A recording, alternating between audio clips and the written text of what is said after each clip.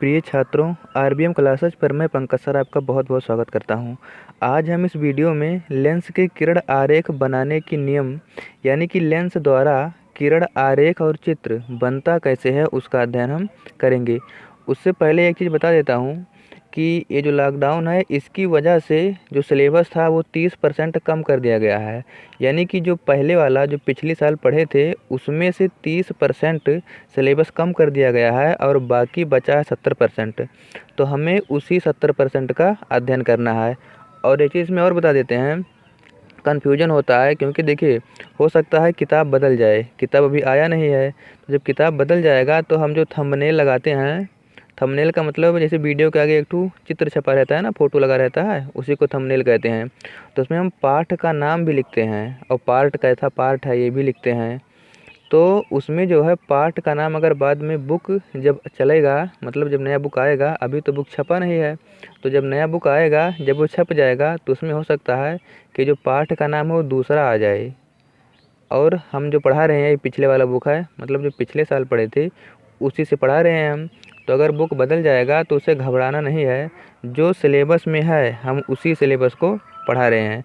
बाकी जो सिलेबस में नहीं है उसको हम नहीं पढ़ाएंगे। तो इसमें पाठ से कोई लेना देना नहीं है, मतलब कि 3 पार्ट का है या 4 पार्ट का है, जो भी सिलेबस है हम उसी के अनुसार पुराने बुक से पढ़ा रहे हैं। क्योंकि नई बुक अभी छपी नहीं है और जब छपी नहीं है तो मिलेगा कहाँ। तो ठीक है, अब हम जो नया बुक है उसके अनुसार यानी कि जो 70% बचा है उसी में से हम पढ़ाएंगे आगे का पूरा वीडियो। तो ठीक है, देखिए अब इसमें लेंसों के किरण आरेख बनाने के नियम।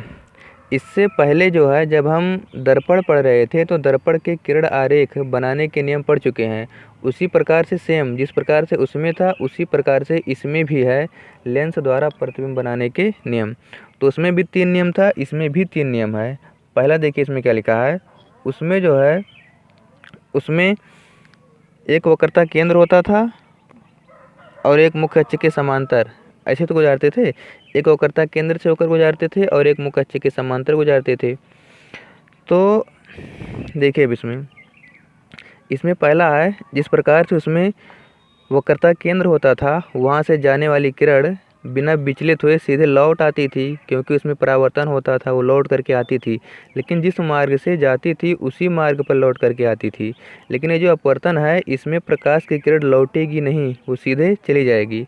तो प्रकाश का जो अपवर्तन होता है उसमें प्रकाश की किरण विचलित होती है, लेकिन जब वो प्रकाशिक केंद्र से होकर के जाती है तब वह बिना विचलित हुए सीधे चली जाती है। इसमें जिस प्रकार से उसमें वक्रता केंद्र से होकर जाने वाली किरण बिना विचलित हुए सीधे चली आती है, इसी प्रकार से इसमें लेंस में, क्योंकि लेंस में अपवर्तन होता है, तो इसमें जो प्रकाशिक केंद्र से होकर के जाएगी किरण वो बिना विचलित हुए सीधे चली जाएगी, चाहे वो उत्तल लेंस हो चाहे वो अवतल लेंस हो।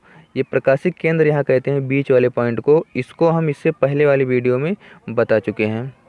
अच्छा, अब इसमें देखिए इसमें वक्रता केंद्र नहीं बताए थे उस पिछले वाली वीडियो में। तो वक्रता केंद्र इसमें 2 ठो होता है और ध्रुव भी 2 ठो होता है। देखिए ये पहला ध्रुव है, ये यहाँ पर ये पहला ध्रुव है P1 यहाँ लिखा जाएगा, और ये दूसरा ध्रुव है इसे P2 लिखा जाएगा। लिख देते हैं यहाँ पर, ये पहला पृष्ठ है, यहाँ P1 रहेगा और दूसरा पृष्ठ इसे P2 कहेंगे। अच्छा, ध्रुव तो 2 हो गया, तो इसमें वक्रता केंद्र भी तो 2 होता होगा। हाँ, वक्रता केंद्र भी 2 होता है। देखिए एक तो इस पृष्ठ का इधर से गोला बना रहा होगा, ये इस पृष्ठ का वक्रता केंद्र, तो इस पृष्ठ से इसका जो केंद्र होगा उसके बीच की दूरी को वक्रता त्रिज्या कहते हैं, और ये जो केंद्र होगा उसी को हम वक्रता केंद्र कहते हैं। तो इसमें वक्रता केंद्र भी 2 ठो होगा और वक्रता त्रिज्या भी 2 ठो होगा। देखिए एक तो यहाँ से लेकर मान लेते हैं ये इसका केंद्र होगा, तो यहाँ से लेकर के यहाँ तक की जो दूरी है वो r कहलाती है, वक्रता केंद्र होता है। और उसके बाद में इधर वाला जो है इसकी भी तो वक्रता केंद्र यहीं कहीं होगी, तो इस पृष्ठ से उस वक्रता केंद्र के बीच की दूरी को वक्रता त्रिज्या कहते हैं। अब एक चीज़ और समझिए, न्यूमेरिकल में काम आएगा। जो पहला पृष्ठ होता है उसका वक्रता केंद्र पीछे होता है, यानी कि ऋण में होता है। इधर की दूरी ऋण में नहीं, इधर की दूरी धन में, सॉरी, इधर की दूरी धन में, यानी कि जो पहले पृष्ठ की वक्रता त्रिज्या होगी वो धन में लिया जाएगा और जो दूसरे पृष्ठ की वक्रता त्रिज्या होगी वो ऋण में लिया जाएगा, क्योंकि इसकी वक्रता त्रिज्या आगे होगी और इसके पीछे होगी। ये न्यूमेरिकल में काम आएगा। अच्छा, तो अब देखिए, चाहे ये उत्तल लेंस हो चाहे अवतल लेंस हो, अगर ओ से होकर के किरण जाती है तो वो बिना विचलित हुए सीधे चली जाएगी। ये पहला नियम हो गया, इसको याद कर लीजिए। ये इसमें लिखा है, लेंस के प्रकाशीय केंद्र ओ से होकर जाने वाली किरण बिना विचलित हुए सीधे चली जाती है। तो ये पहला होगा। उसके बाद दूसरा देखिए, अब इसमें लिखा है कि मुख्य अक्ष के समांतर चलने वाली किरण लेंस से अपवर्तन के पश्चात उत्तल लेंस के मुख्य फोकस से होकर जाती है तथा अवतल लेंस के मुख्य फोकस से होकर जाती हुई प्रतीत होती है। तो देखिए, इसमें देखिए, लेंस के मुख्य अक्ष के समांतर चलने वाली किरण, ये जो लेंस है इससे अपवर्तन के पश्चात द्वितीय मुख्य फोकस से होकर जाती है। किस लेंस में? उत्तल लेंस में। उत्तल लेंस में तो वास्तव में द्वितीय मुख्य फोकस से होकर जाती है, लेकिन अवतल लेंस में द्वितीय मुख्य फोकस से होकर जाती हुई प्रतीत होती है। देखिए, ऐसे आया, यहाँ अपवर्तन होगा तो उत्तल लेंस जो होता है, सॉरी अवतल लेंस है ये जो अवतल लेंस है ये किरणों को बिखेरता है। तो ये किरणों को जब बिखेर देगा तो ऊपर चला जाएगा, लेकिन इसमें ऐसा प्रतीत होगा कि ये जो है F2 से होकर के जा रही थी। F2 है ये, F1 है, सॉरी F1 है ये, यहाँ से जाती हुई प्रतीत होती है। अच्छा, तो अब ये समझ में आ गया होगा कि उत्तल लेंस में जो मुख्य अक्ष के समांतर किरण होगी वो अपवर्तन के पश्चात द्वितीय मुख्य फोकस से होकर जाएगी, और अवतल लेंस में जो मुख्य अक्ष के समांतर किरण होगी वो प्रथम मुख्य फोकस से होकर जाती हुई प्रतीत होती है। अच्छा, इसके बाद एक नियम और है, तीसरा वाला, उसमें भी तो 3 था, इसमें भी 3 है। देखिए, पहले जो पढ़ा लिखा है उसको पढ़ देते हैं। देखिए, लिखा है, उत्तल लेंस प्रथम मुख्य फोकस F1 की ओर, उत्तल लेंस में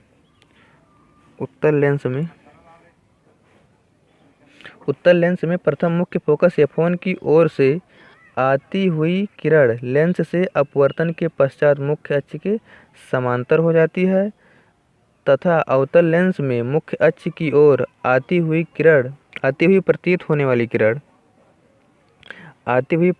वाली किरण अपवर्तन के पश्चात मुख्य अक्ष के समांतर हो जाती है।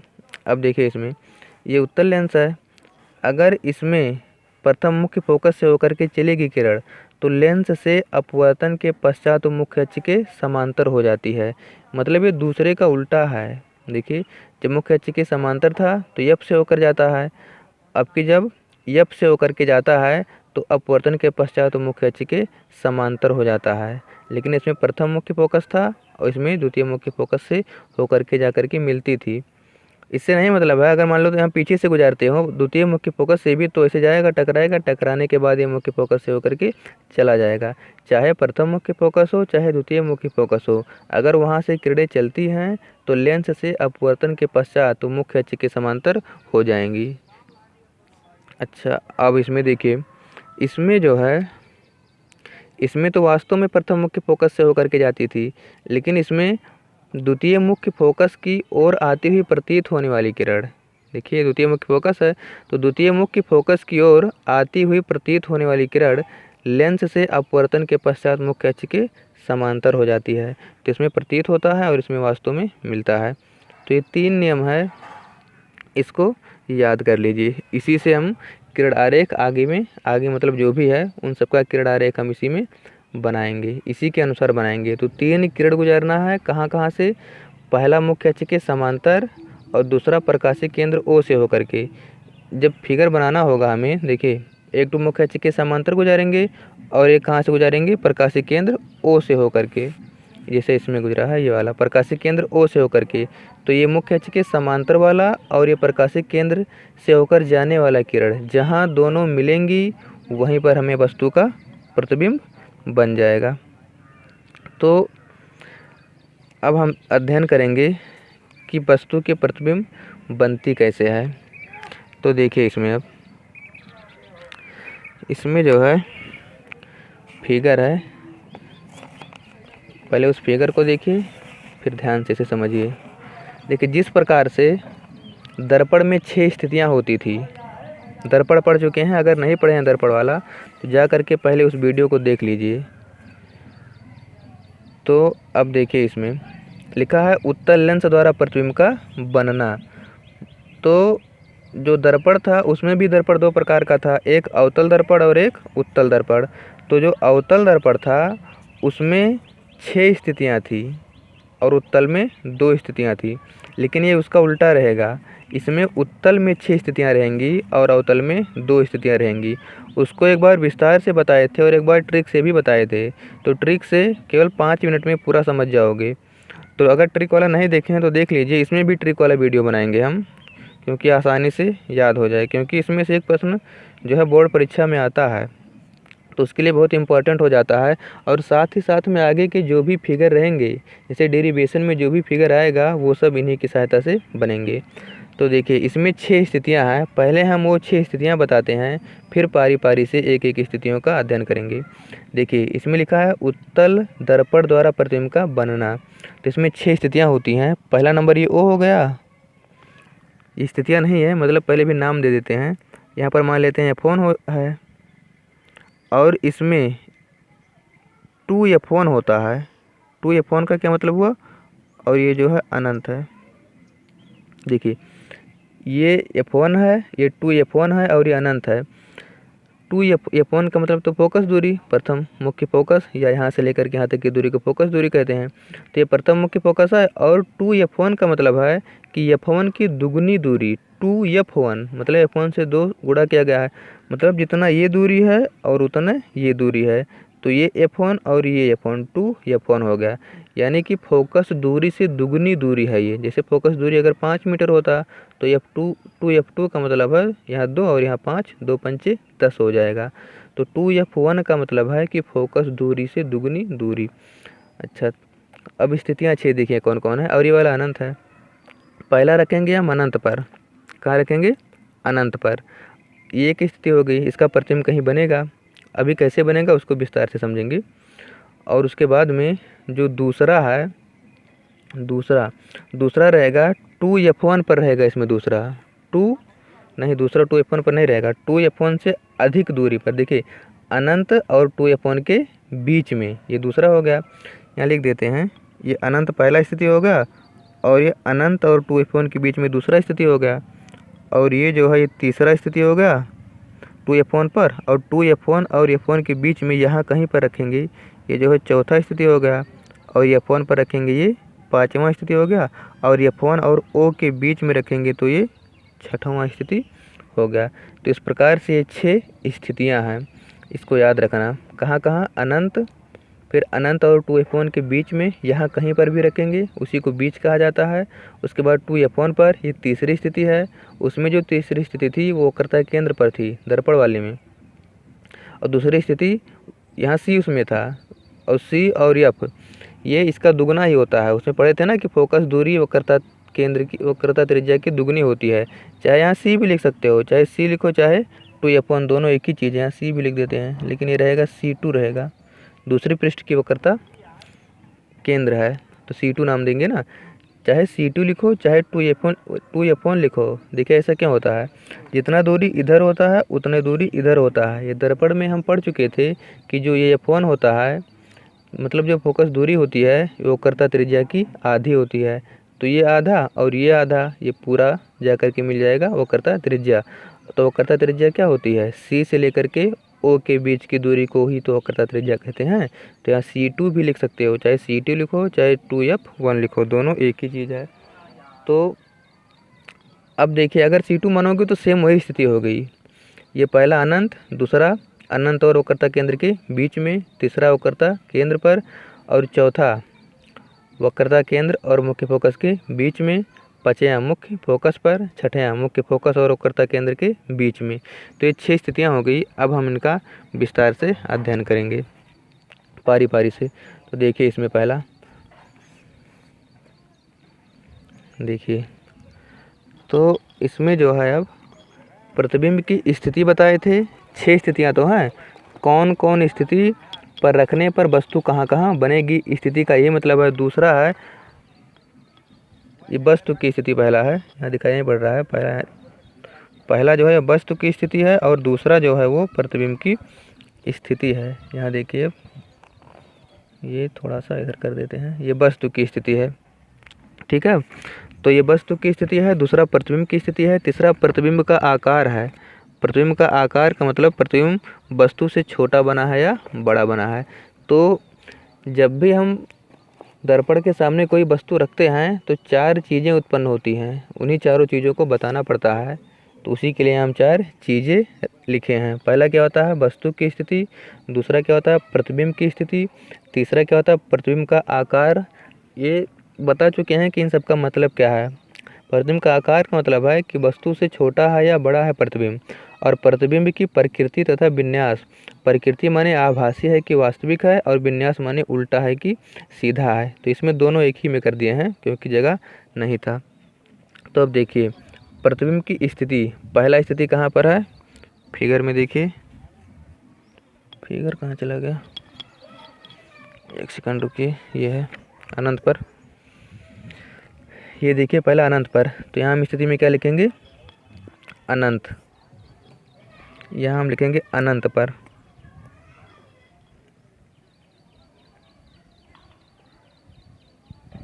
अनंत पर। तो जो अनंत से चलने वाली किरणें होती हैं वो कहाँ पर जा कर के मिलती हैं, द्वितीय मुख्य फोकस पर जा कर के मिलती हैं। अनंत से आती हुई किरणें लेंस से अपवर्तन के पश्चात द्वितीय मुख्य फोकस पर होकर जा कर के मिलती हैं। तो अब देखिए अनंत पर वस्तु रखे थे, तो प्रतिबिंब की स्थिति कहाँ है, F2 पर। यहीं पर ये किरणें जो आती हैं जहाँ पर मिलती हैं वहीं पर प्रतिबिंब बन जाता है। तो प्रतिबिंब कहाँ बना है, F2 पर। F2 माने द्वितीय फोकस पर, द्वितीय मुख्य फोकस पर। प्रतिबिंब का आकार कैसा है, देखिए ये बिंदु आकार का है, यानी कि अत्यधिक छोटा।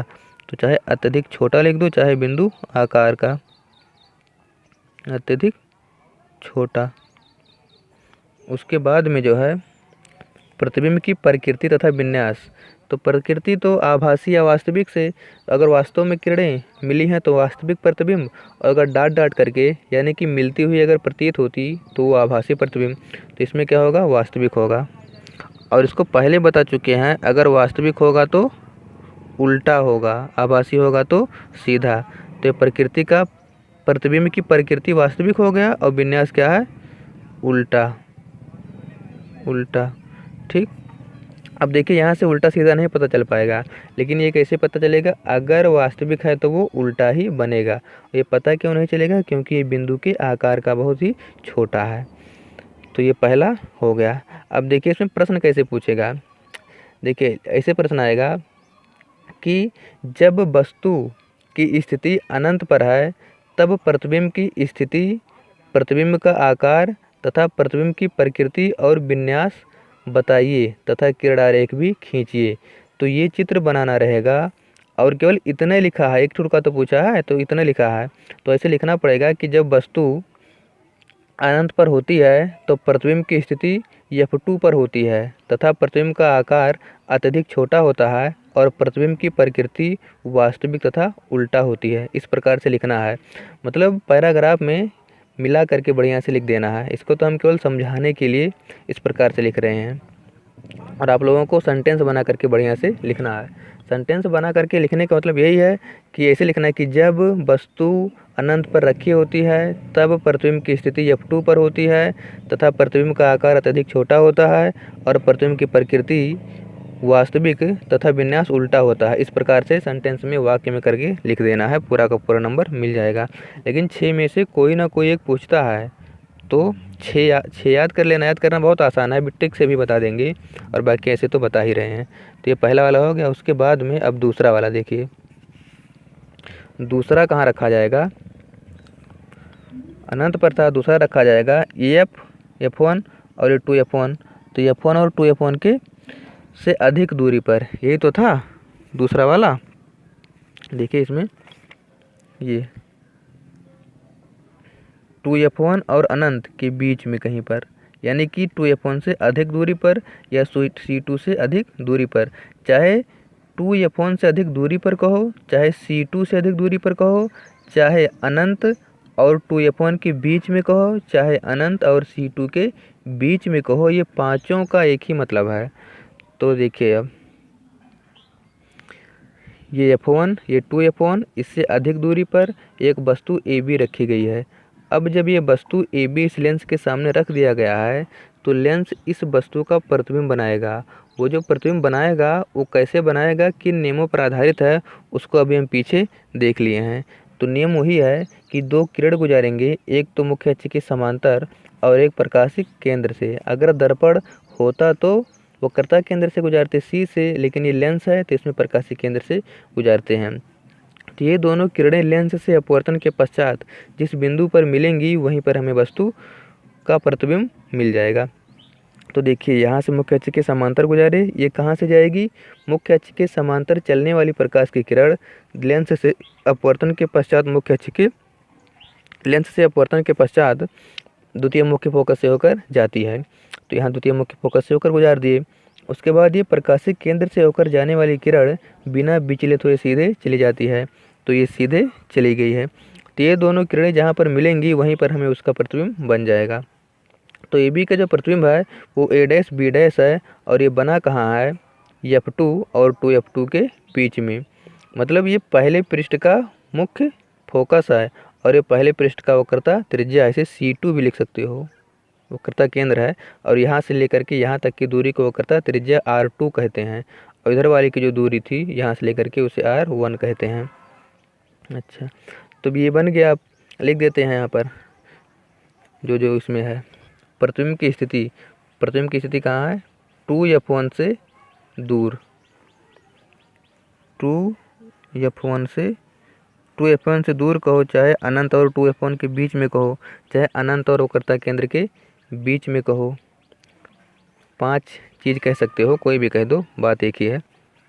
अच्छा, प्रतिबिंब की स्थिति कहाँ बनी है, प्रतिबिंब F2 और 2F2 के बीच। तो यहाँ लिख देते हैं F2 तथा 2F2 के बीच। ठीक, F2 तथा 2F2 के बीच। अब प्रतिबिंब का आकार कैसा है, देखिए ये वस्तु है और ये प्रतिबिंब है, छोटा है कि बड़ा, छोटा है। तो यहाँ क्या लिख देंगे हम, छोटा। और ये तो वास्तविक और उल्टा है ही, उत्तल लेंस में वास्तविक ही बनता है, वास्तविक उल्टा। अच्छा, अब उत्तल लेंस में वास्तविक बनता है और उल्टा बनता है, तो अवतल वाले दर्पण में कैसे होता था, देखिए जो दर्पण था उसमें अवतल दर्पण में 5 स्थितियों में वास्तविक और उल्टा प्रतिबिंब बनता था और एक स्थिति पर आभासी बनता था। उसी प्रकार से लेंस में 5 स्थितियों पर, और ये उत्तल लेंस में होता है, उसमें अवतल दर्पण में होता था, इसमें उल्टा है, वो अवतल था ये उत्तल है। उसमें अवतल में 5 होता था, 6 होता था सॉरी, और उत्तल में 2 होता था। तो जो अवतल में 6 होता था उसमें से 5 में वास्तविक और उल्टा बनता था, बाकी केवल एक पर आभासी और सीधा बनता था, और वो स्थिति थी जब वस्तु मुख्य फोकस और वक्रता केंद्र के बीच में रखी जाती थी। इसी प्रकार से इसमें भी जो 6 स्थितियां हैं उनमें से पहले जो 5 आते हैं उसमें वास्तविक और उल्टा प्रतिबिंब बनता है, लेकिन जो अंतिम वाली 6वीं स्थिति है वही स्थिति इसमें भी है कि जब वस्तु प्रकाशिक केंद्र और मुख्य फोकस के बीच में रखी जाती है तब हमें आभासी और सीधा प्रतिबिंब बनता है। सेम उसी का उल्टा है ये। तो ये 2 हो गया। उसके बाद अब हम तीसरा वाला देखिए। तीसरा वाला कहाँ रखेंगे, 2F1 पर रखेंगे आपकी हम। तो देखिए यहाँ पर ये जो है 2F1 पर रख दिया गया है। ये वस्तु यहाँ A है और ये B है और ये 2F1 भी लिखा गया है, मतलब इसी के लिए लिखा गया है, इस बिंदु के लिए 2F1 और F1। तो जब हम 2F1 पर रख दिए हैं तो देखिए अब यहाँ से फिर से वही काम, एक मुख्य अक्ष के समांतर और एक प्रकाशिक केंद्र से होकर जाने वाली किरण गुजारेंगे। तो ये फिर से F2 से जाएगा और ये आगे गया बिना विचलित हुए। ये दोनों जहाँ मिले वहीं पर हमें प्रतिबिंब बन गया A डैश B डैश, और ये किसका प्रतिबिंब है, AB का प्रतिबिंब है।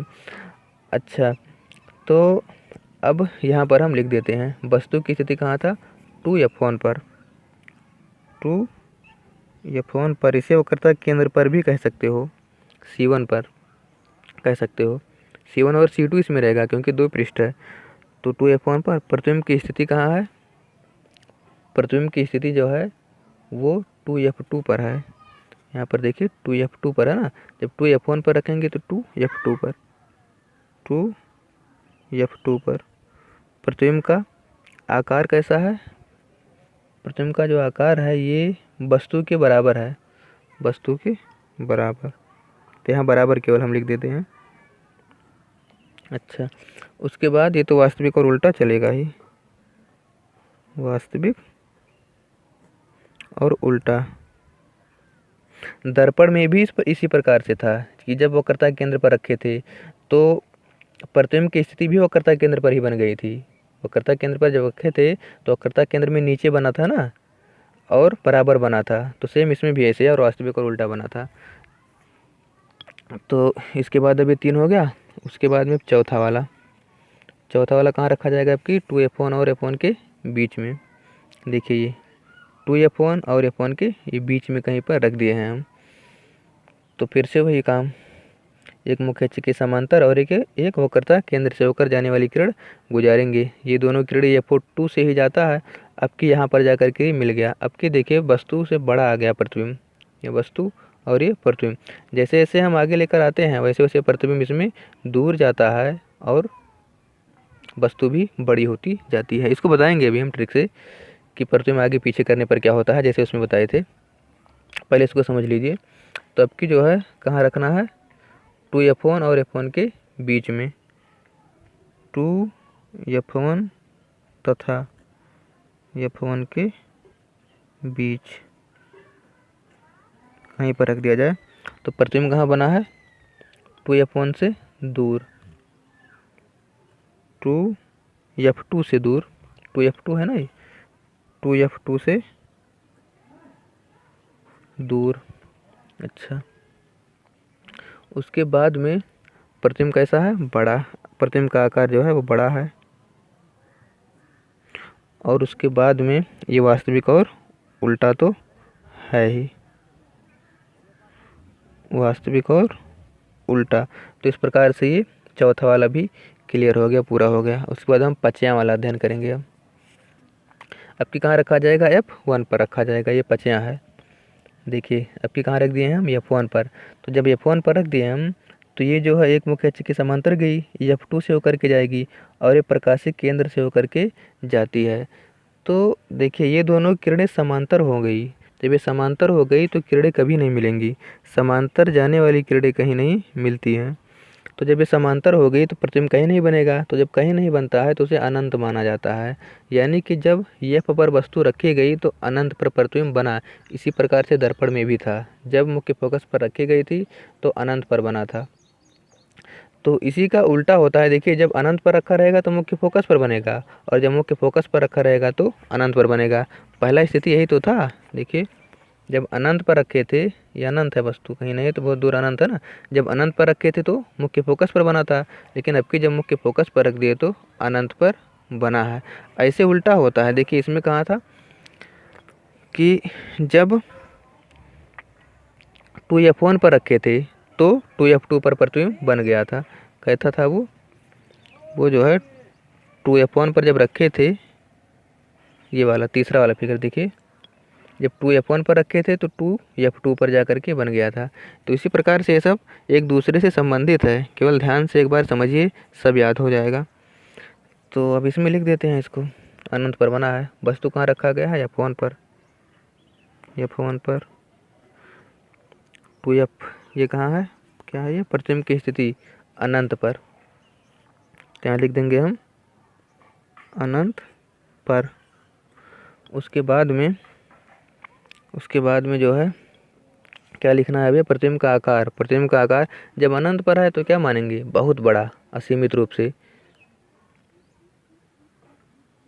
उसकी कोई सीमा नहीं है, बहुत बड़ा लिख देते हैं, असीमित रूप से बहुत बड़ा।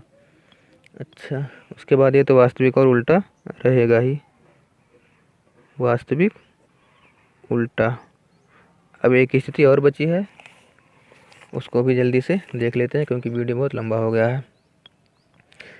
तो देखिए अब इसको, ये उत्तल लेंस, ये f1 कहाँ गया, यहाँ f1 मान लेते हैं, इसमें f1 लिखे ही नहीं, ये f1 है।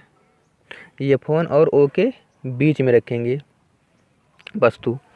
देखिए ये f1 और O के बीच में जब वस्तु रखेंगे तो यही वस्तु है AB, यहाँ से मुख्य अक्ष के समांतर गुजारे, ये f2 से होकर के चला गया और ये प्रकाशिक केंद्र से होकर के गुजारे, ये भी सीधे सीधे बिना विचलित हुए चला गया।